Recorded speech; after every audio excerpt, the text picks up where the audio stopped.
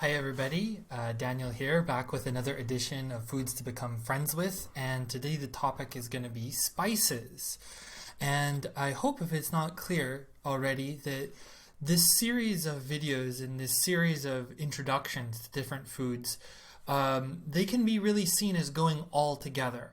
So we've done soy and pulses and nutritional yeast, and you can of course become friends with them individually, but they also really are synergistic. They work together, like I was describing with nutritional yeast and tofu. And if you want to throw some spices into that, then that could be even better. And as we're going to see in the cooking class, I'm going to be encouraging you to work with some of these spices and a pulse and lentils. So just keep that in mind as we go through this series that they can be taken individually or together. So first of all, let's start off with a definition of what a spice is. And I'm not talking about examples of spices. We're going to get to plenty of those. But what is a spice? So the technical dictionary definition of a spice would be that it's a seed, a fruit, a root, or a bark, or any other plant substance primarily used for flavoring or coloring food. So you see that some of the things we're going to be talking about are going to be more like the seeds of a plant. Others are tubers that grow in the ground. Still others are leaves. So there's not one primary sort of part of a plant that a spice comes from. It can come from different parts. When we talk about cinnamon, that actually comes from the bark of a tree. So humans have discovered all these different ways in which different parts of plants can be used to make our food taste better. If you look botanically at what a spice is, like why does the plant produce these compounds? Basically, it's a way of the plant protecting itself against herbivory. That's a word I learned. Herbivory, which means being eaten. Plants being eaten by something.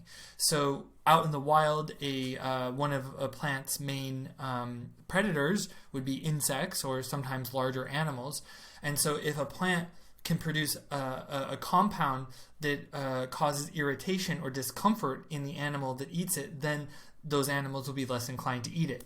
So it's kind of funny to think about spices that way, that actually what we enjoy as humans is basically poison or toxicity to insects and maybe to some other animals, but we like it in small and measured doses.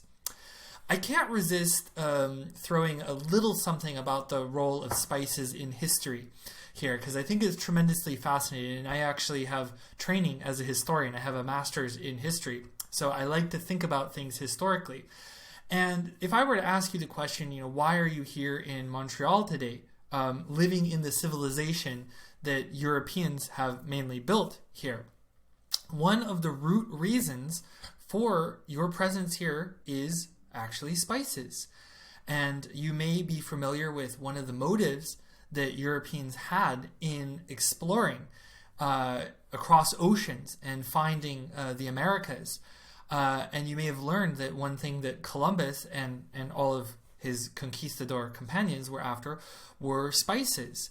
At the time, politically, the trade routes in the Middle East had been cut off by the rise of powerful Muslim empires, the Ottoman Empire. And so Europeans basically wanted to find another way to get to the Indies, to India and also the East Indies, which would now be Indonesia, Malaysia, the Philippines, this region. And they were mainly after things like pepper and cinnamon and cloves, which you can see on the map over here are endemic, is that the word I'm looking for? Native, native to these regions. Endemic would be for diseases.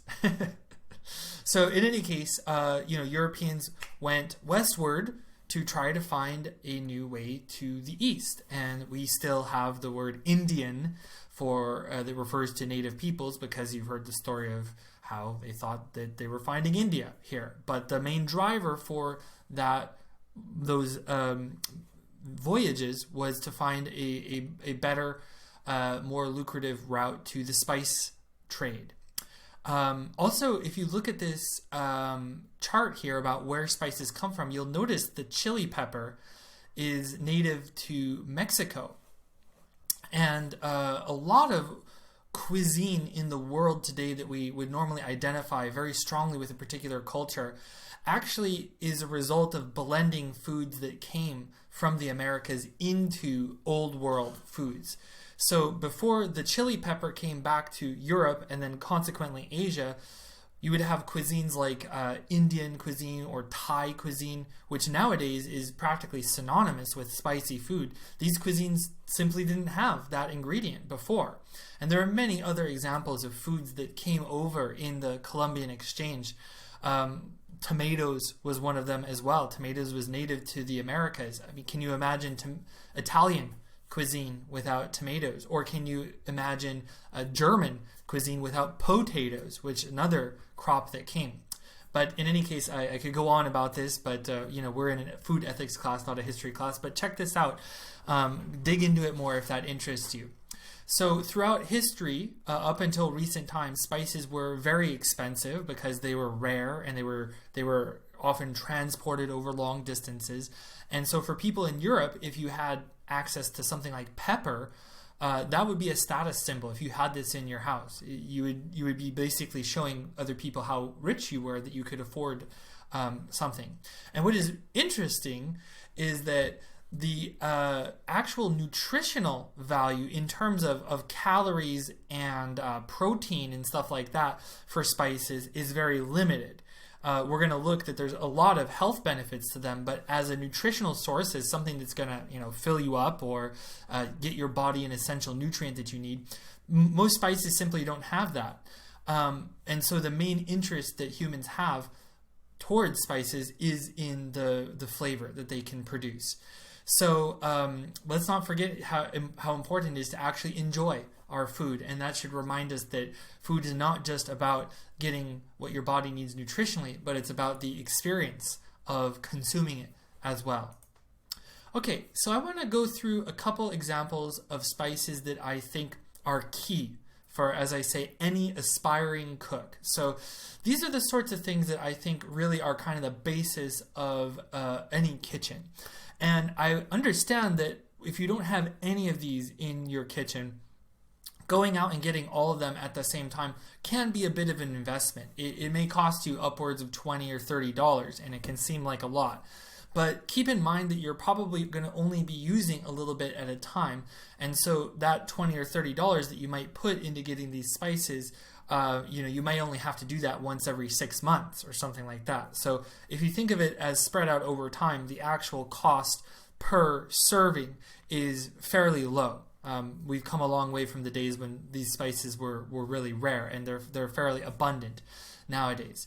So I would suggest just going out and getting packets of all of these and having them in your kitchen and then experimenting with them. And of course, I'm going to give you suggestions for how to do that. So the first spice to look at is the one here in powder and seed form, is called cumin. It's also referred to as jeera. So if you ever go to an Indian restaurant and you see jeera rice on the menu, that's a popular way of cooking cumin, is to put it directly in rice. Also, caraway is the same thing. And so you're going to notice a lot of similarities with the health benefits of this spice. And so on your study sheet, I would just encourage you to write down this sort of block of benefits, and then you can sort of draw arrows and apply them to what other spices have them, because a lot of the spices share the same health benefits. So cumin is an antioxidant, and you may have heard this term before in reference to things like blueberries.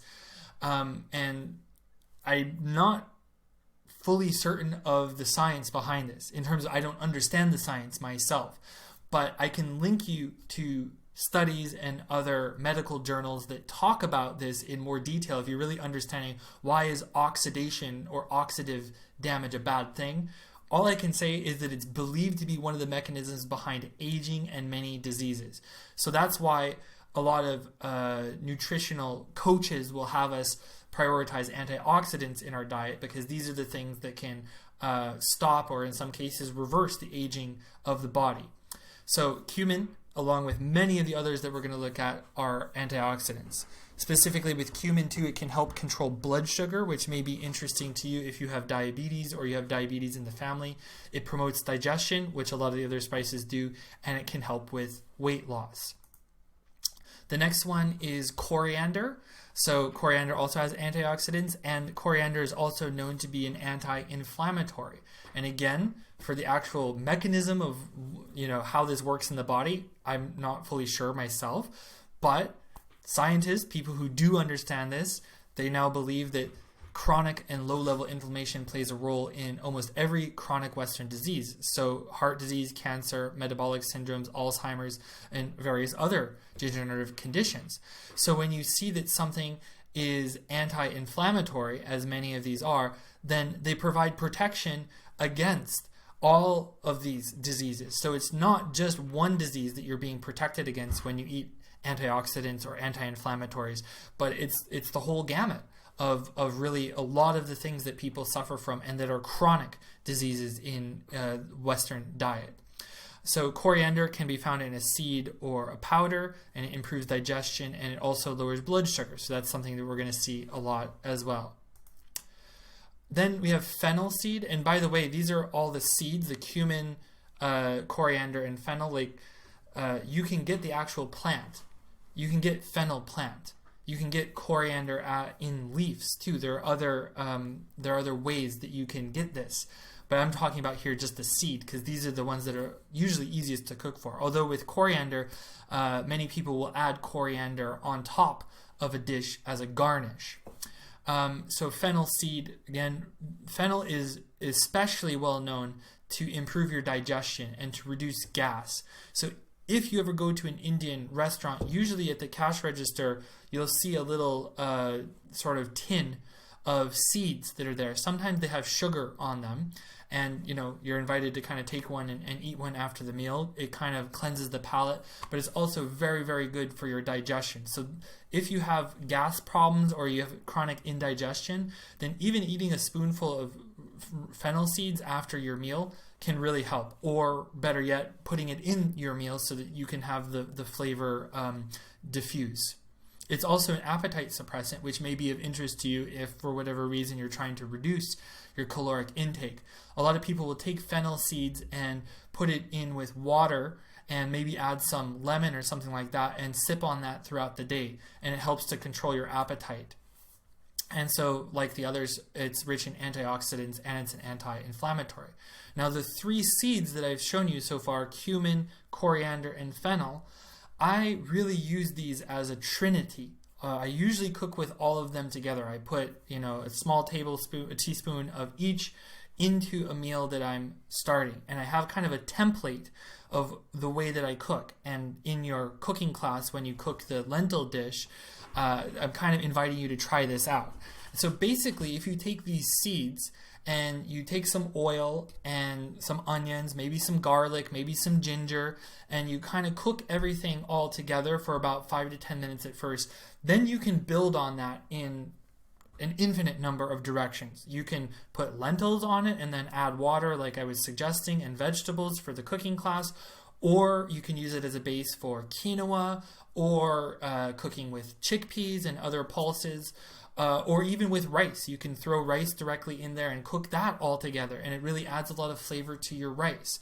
So I didn't know anything about really these spices until I went to India, and then when I did and I brought back a cookbook and I started cooking with them, they just made my food so much more enjoyable. And they also, I think anecdotally, improve my health as well. That since I really began to cook with spices, and these three in particular, I've had very good health for a span of about 10 years now. So I don't know if that's just me and I got lucky. It very well could be that, but I did notice a big shift in terms of how many times I got sick per year once I started really emphasizing spices in my diet.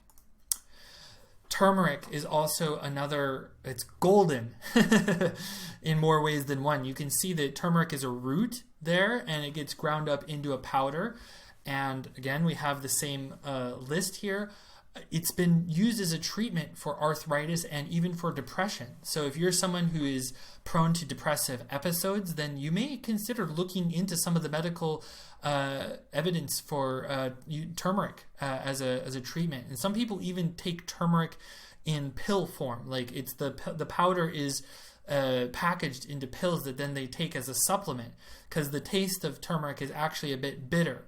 But when it's cooked with other things, then the health benefits of it diffuse, and you don't get the bitterness of it so much. So turmeric is really a great spice, key for any aspiring cook. Then we have cinnamon. As I mentioned before, cinnamon is actually the bark of a tree. It's antioxidant, anti-inflammatory, lowers blood sugar, and it also can help reduce cholesterol. So if you or someone in your family suffers from high cholesterol, then you may want to consider adding more cinnamon into your diet.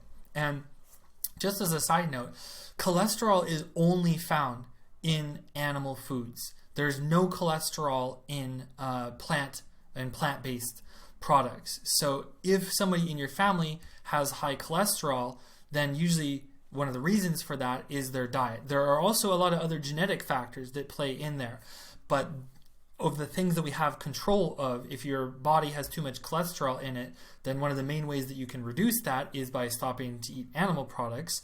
But even if you're still eating animal products, then you can use other foods, other plants, to kind of offset that, and cinnamon would be one of them. So cinnamon would be really good, obviously, on breakfast and things like that. Then you may have heard of something like curry powder or garam masala, and you might be thinking, well, are you going to talk about that, Daniel? To a certain extent, I've actually have talked about these, because what curry powder is that it's a blend of other spices. And so it depends on the powder itself, but usually you're going to see turmeric, which is what gives the curry powder its color, cumin, coriander, fenugreek, which I'm going to talk about in a moment, and sometimes some other spices, maybe some cayenne pepper or some other piment, some other kind of spicy spice, putting in the curry. But every curry powder is different. You can look on the label and you can see what goes in there. And curry powder can actually be, if you don't want to go and get all these spices individually, curry powder could be actually a pretty good solution. It's kind of an all-in-one. Although you may wish to emphasize the taste of one of those spices over one of the others, which you can't really do if everything is all mixed together. A garam masala is basically the same idea, except it doesn't have turmeric in there, and it may have a blend of other spices. Sometimes there's cinnamon and pepper put into garam masala, but almost always you're going to find cumin and coriander and fennel as the basis for both of these spice blends. So check that out and see on the supermarket shelf if you can find one of these and experiment with them. Finally, I have 4 spices up here that I think would be helpful. And, you may disagree with me given your own palate and your own, preferences for taste and stuff. But these are spices that I think would just be nice to have around. I wouldn't say that they're, required and that they're the basis of a lot of meals. But these are really good things to have on hand. One of them is fenugreek, that is the square sort of rectangular seed up there, which, as I mentioned before, is usually in curry powder. And I love the taste of fenugreek myself. And just a little tip here, if you and your partner are in the future wanting to have a child, then fenugreek is a really great spice for toning the reproductive system. And many times if you go to a doctor in India or other places where fenugreek is very widely used, then that's one of the things that they would encourage you to take your body in preparation for having children. So keep that in mind. You might not be there yet in your own life journey, but maybe in the future this could be something to sort of add to your diet in that time, and also at other times too. Then paprika over there on the right, the red powder up on the right. Paprika is a Hungarian spice, and it has a very distinctive taste. It's a pretty strong taste. Not everybody likes it, but I like to use it on things like mashed potatoes to add on with a little bit of margarine or plant-based butter and some salt, and having that, or to put into some soups. It's really good. Oregano there, you see the plant and the ground up leaves. It's very common in Greek and Italian cooking. Pizzas, pasta sauces often have oregano in them. I love to add it into my soups, particularly the ones that are like potato and leek soup. So simple, just to cut up potatoes in leeks, maybe add some onions, some of these other spices, and then with some oregano powder on top, along with some salt and pepper. And boom, right there, you've got a very simple, nutritious meal. And then finally, cayenne pepper, which is down there on the right, which I mentioned at the beginning. That's if you like spicy stuff, watch out. There are different cayenne peppers that can be extremely spicy, but sometimes it can be good just to add a tiny little pinch to give your food a little bit more flavor. And there is a particular form of fasting that involves cayenne pepper. It's called the Master Cleanse, which I've done myself for a week, where all I had was lemon water, maple syrup, and cayenne pepper. And it's very interesting, the effects on the body that can have. But check it out if you're interested. I had a very interesting experience for a week of only consuming those things, and then when I came back to regular food, I felt tremendously energetic after that. So if that interests you, then go for it. So that's about all for spices right now. Of course, this list is not exhaustive. Go and check out other spices in the supermarket. And again, experiment with these things. Find recipes that involve cumin seeds, fennel seeds, fenugreek, etc., and see if you can make it and see if you like it. And in the meantime, the only thing that you have to lose if you don't fully enjoy the meal is that you may have gotten a little bit of protection against cancer and heart disease. So that's probably not such a bad thing.